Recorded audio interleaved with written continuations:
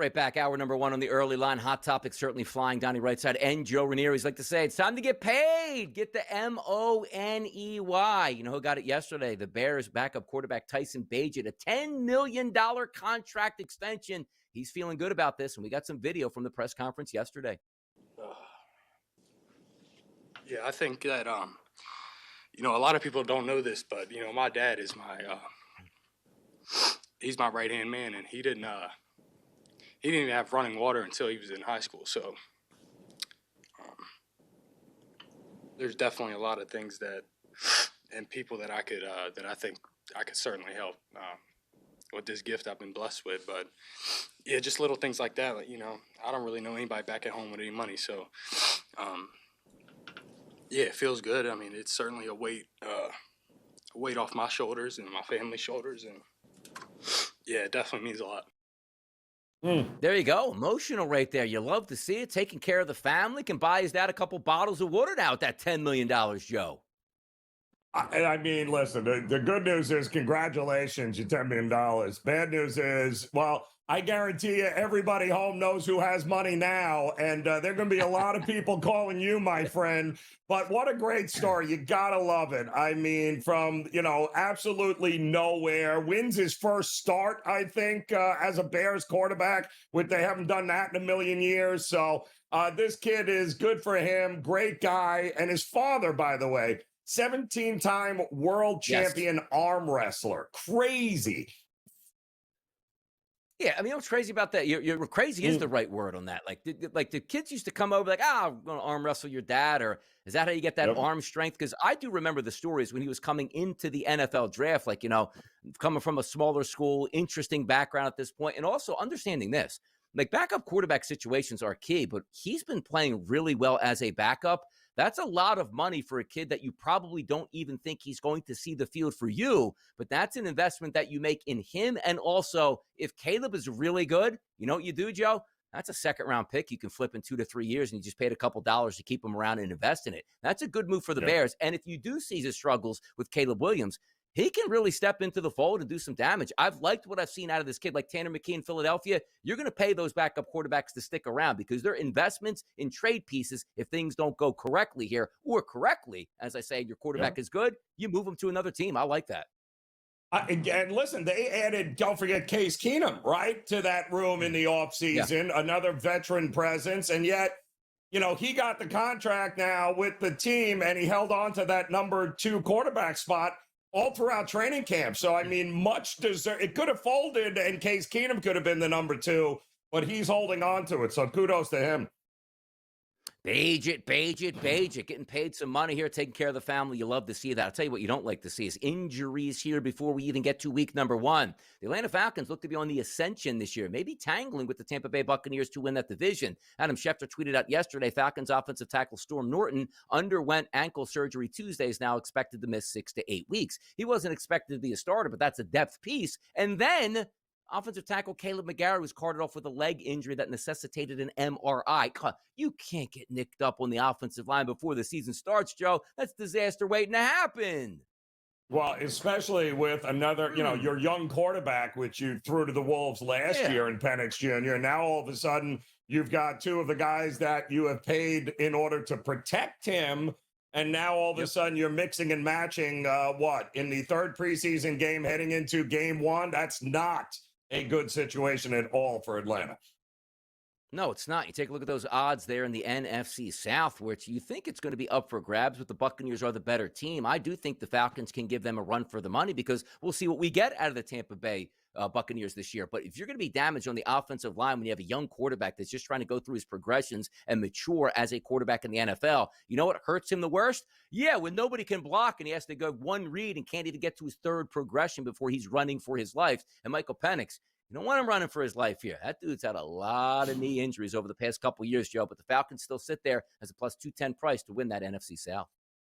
Yeah, and the big question, of course, Kirk Cousins, what are they going to do with him? If anything, will somebody make a play? That's a pretty valuable backup quarterback, I think, for Atlanta here. So it's going to be interesting to see exactly where that goes. And Listen, what happens if Penix Jr., they're the favorite, Donna, you just said. So what happens if Penix Jr. struggles right out of the gate? And now all of a sudden you've got, another new coach here, second year. What happens? Do you pull the trigger for Kirk Cousins early in the season, or are you just, for better or for worse, dedicated to the, Penix Jr. out of the gate? Yeah, and dedicated to maybe Raheem Morris being out of a job at the end of the year, because this isn't starting off so well for the Atlanta Falcons, and the expectations are much higher, of course, than what they were last year, what we figured midway through the year last year for the Falcons. Adam Schefter tweeted out yesterday, there was a slew of trades across the NFL. How about the Chiefs trading Sky Moore for a 7th-round pick to the 49ers in exchange for a 6th? That means that Sky Moore is going out there because they're so damaged at wide receiver. They just need bodies. An interesting one for me was Devaughn Vele, who's a good wide receiver for the Broncos. He's been shipped to the Saints for a 4th and a 7th. And then Harrison Phillips, a trade there for the Vikings, and also the Browns trade Juwan Briggs. But those first 2 wide receivers are on the move. Sky Moore just never panned out in Kansas City, but Devaughn Vele was a decent part of that Broncos offense. I guess Sean Payton getting a little bit unhappy with his services and shipped them to the Saints. Yeah, well, let's face it. 49ers, anybody healthy enough to catch the ball right now is probably going to get a contract offer. Yeah. And you're playing because they don't have anybody else either healthy enough or available enough now to start the season. So a good trade for the 49ers. Sky Moore will slide right in there and be good to go. I thought the Jets made a couple of very interesting moves to bolster the defensive line yesterday. To try to give Quinnen Williams, some depth there and some other guys that can come in there and help that defensive line who just got gashed by the Giants in that last preseason game. So much so, they had to hold a private players meeting without the coaches. And we're not even in the 3rd preseason game. We're holding players meetings. My goodness. Kick the coaches out. Yeah, you're right about that. And by the way, the reason why some of these trades do go down is the teams identify who's probably going to be on the roster and who's not. So he said, well, why would they trade Sky Moore and a 7th to the 49ers for a 6th? Because they probably were going to cut Sky Moore once the final cuts came out. Same thing with Devaughn Vele. Let me get something for the guy. He's talented. And he said, I don't want him on my roster. Let's make a move and get some compensation back. More hot topics next, which includes a doubleheader on Thursday Night Football. You remember the song, Joe Ranieri? Are you ready for some football? A Monday night party. Those were the good old days. Was it Frank, Al, and Dan back in the studio days? I mean, they used to get Monday Night Football kicking off and rocking and rolling. Now, tonight, it's not Monday Night Football, but it is Thursday Night Football. It is primetime action. 2 games on, 1 game at 7 o'clock, 1 game at 8 o'clock. You get to see some of those rookies here. And a last-chance effort for some of these players to prove to their coaching staffs, Joe, that they are ready to go. Game number 1 tonight is Pittsburgh, and it is Carolina. Big line movements here. We take a look at a -3-point favorite for Carolina at the opening number. That's gone 5.5s and 4.5s now across the betting landscape, and a total that's listed at 36.5. The reason, Joe Ranieri, that we have that line move is the Pittsburgh Steelers go, outside of 4 really key components, I'm playing my starters, and Carolina's going like, see you in the regular season. Let's let these starters rest. Yeah, I mean, Bryce Young won't be playing now. We know this. He played, got his reps in the first couple of weeks. Andy Dalton ended up getting hurt, though, in that last game. So now we're down to Jack Plummer, I think. And, they just signed Bryce Perkins to the team now. So we are, I don't know. We're getting 2 quarterbacks here now that, don't exactly move the needle at all, which I guess explains why we're getting the move that we have gotten here on the Pittsburgh Steelers. And I don't see we're not going to see Rudolph either. Forget about Aaron Rodgers, which means what? We got Logan Woodside and Skylar Thompson, the former Miami Dolphin QB.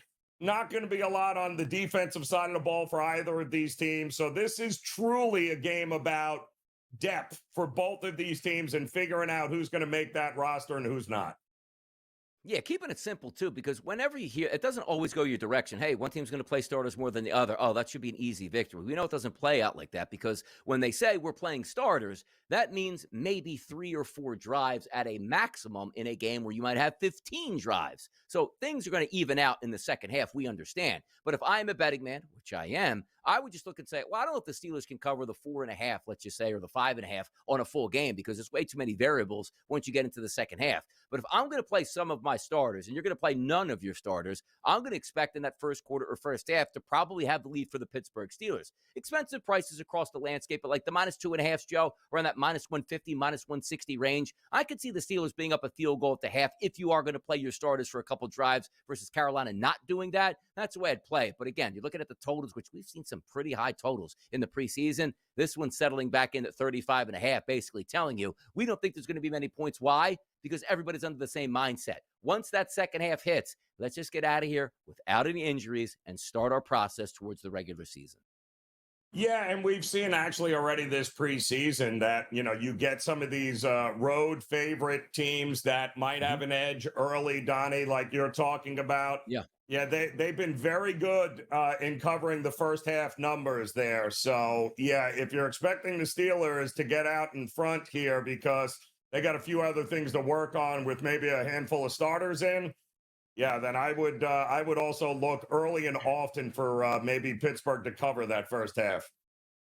Yeah, we did take a look at those NFC South standings here. The Buccaneers at a +100 price, followed by the Falcons at a +210, Panthers +420, Saints at 13-1. Again, we're not going to find out a lot about the Panthers tonight as they're not playing a majority of their starters at all. Dave Canales says, I guess we're ready for the season. We'll see how Bryce Young does. If we flip it over to the AFC North odds, which again, the Pittsburgh Steelers do play in the AFC North, the Ravens, of course, they're going to be the favorites at a -155. The Bengals at a +260 price, and the Steelers way back there at a 5-1 price with Aaron Rodgers, who's not going to play in that ball game tonight. And then the Browns, that is amazing. Like, look at usually like the bad football teams, 12 or 13-1 to win the division, 35-1 to win the division for the Cleveland Browns. Oh my god, just seeing those numbers sometimes is shocking. Yeah, I think what are they trying to tell us something here? Not is they're not going to be a very good football team. Yeah, no, none of us are expecting great things out of there. Although good news is Shedeur Sanders back at practice here, so the oblique injury seems to be a thing of the past. And let's see what happens, too, when you start to look at those schedules, particularly for the teams that, well, we understand the Steelers are probably going to have a good season. And good season, I mean fighting for a playoff spot, at least by the time we get to December. They're going to start off with the New York Jets in that first game. That's going to be a fun one to watch. But if we do flip it over quickly to the Panthers schedule, at the Jaguars, at the Cardinals, home to the Falcons right off the bat. If Dave Canales is really secure about what he likes in his football team, he better be right. You can't lose, you can't 0-3, 1-2 in those first three games here. That can't work for them. And I don't think they will. I've already bet the win total over for Carolina this year. I think it's going to be a good one. Wow. How about that? We're stepping into the ring here. We'll step into the next game, and that is the Giants and the Patriots next. It's all about the football, baby, right here on the early line. It is a Thursday, and we have a doubleheader coming up tonight. We just previewed the first game, the Pittsburgh Steelers and the Carolina Panthers, which leads us into the New England Patriots and the New York Football Giants, week 3 of the preseason. And when we talk about violence, which football has a lot, violence, Joe, in the odds market for this game as well. A 3-point favorite at the opening number for the Patriots has swung all the way to a 6.5-point favorite. Oh, look at that. Patriots are favored by more. No, they're not. That's the Giants, people. That's favored by 6.5 now. A total at the opening number, 37.5. Still sitting at most marketplaces at 37.5. Some 38s are out there in the sports betting landscape, but that is a huge move. Why? New England, not expected to play starters. New York Giants looking to play some starters. It's as simple as that, Joe.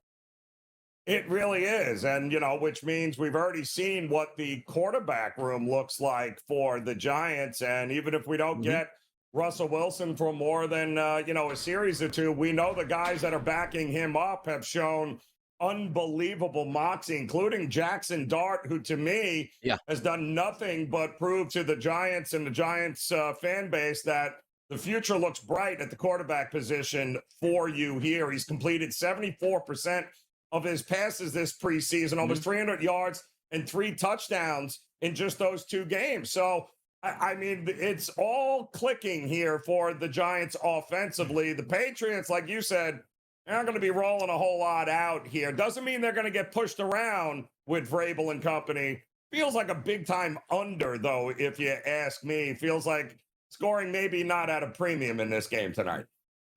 Yeah, it's funny when you look at, like, how you get this information, because Vrabel, I don't think, came out directly and said we're not sitting the starters, but beat writers are pretty smart people and understand this. Like in hockey, Joe, is like the starting goalie leaves the ice early and then the backup just stays out there at practice because the starting goalie's got to rest up. Like, okay, that's going to be the starting goalie tonight. Well, the starters for the Patriots, or let's just say first on the depth chart, were getting extra running conditioning drills the other day, which leads us to believe they're probably not going to play in this preseason game, hence that violent line swing. But I think there is a really good talking point on Jackson Dart. There's two ways to understand how this is going to go for the New York Giants. If you're looking to develop your quarterback the right way, I guess, on a team for the Giants that's probably not going to win a lot of football games. What I mean by a lot is 7, 8, 9 games and fight for a playoff spot. But the fact of the matter is Jackson Dart has been really good. Russell Wilson is not your future.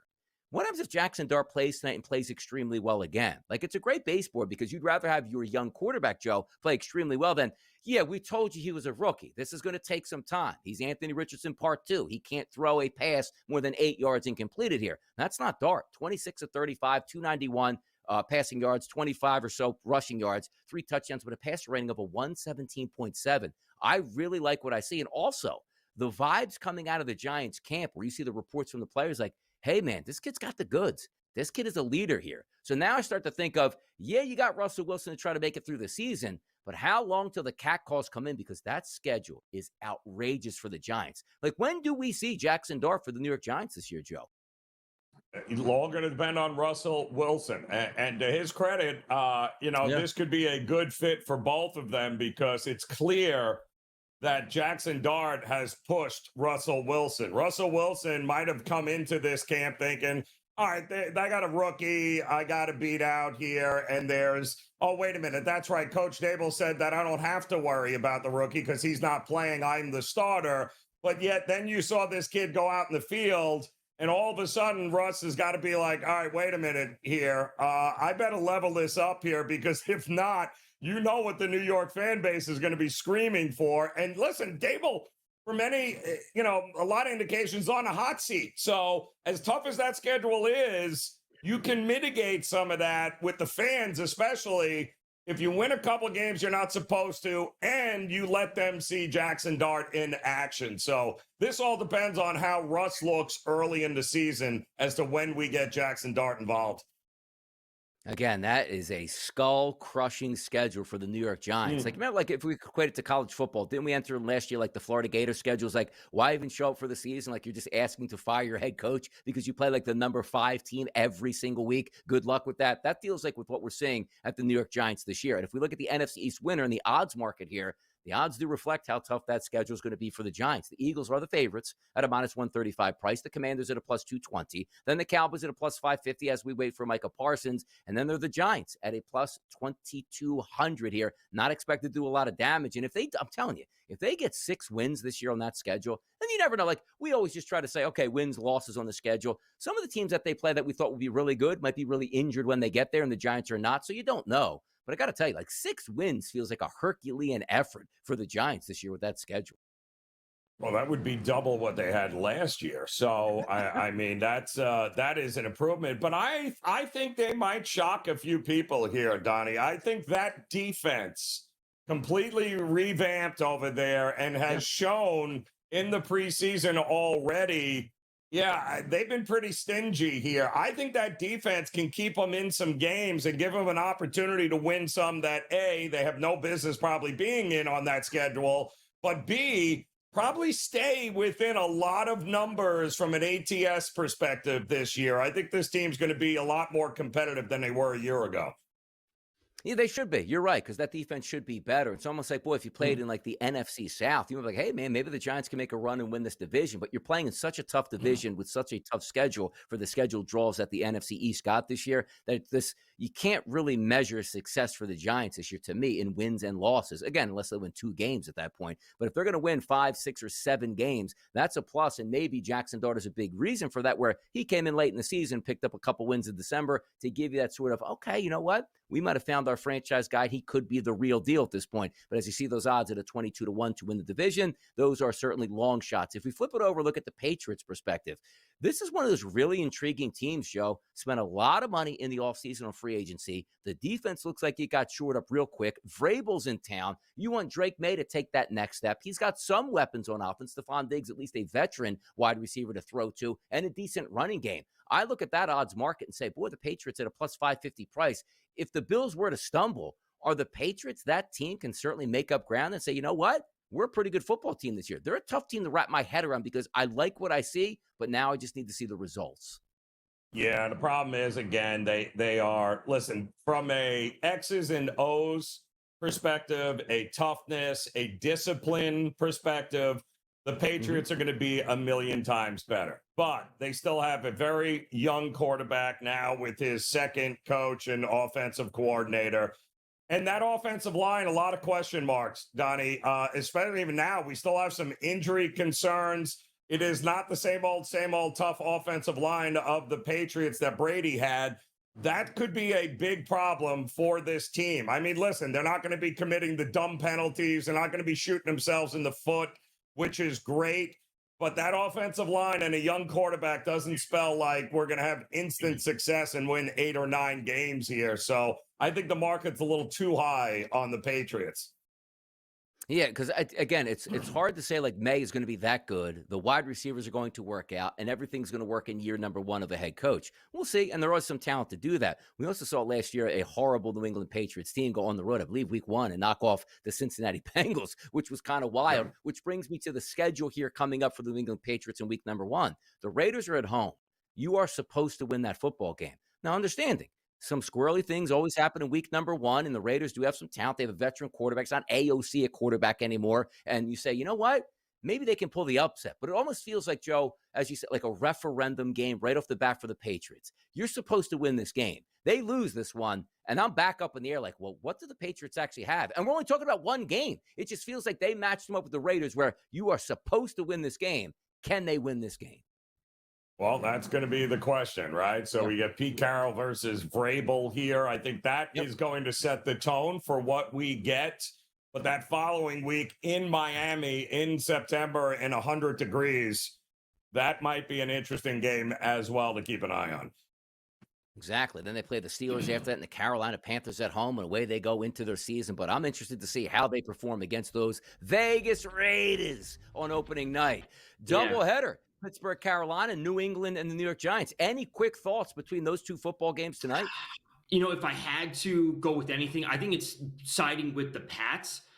The Pats and the culture change that they have had with Vrabel and the overall season-to-season improvement in terms of just overall skill. Granted, we know the stars aren't going to be out there, but the established culture of effort and trying to win is something real with Vrabel, and the players want to play for him. So I don't think they get blown out. I think the Giants will score just because they have 4 viable quarterbacks, but I do think the Pats will cover. So give me the Pats to cover, and I think they have a very good season.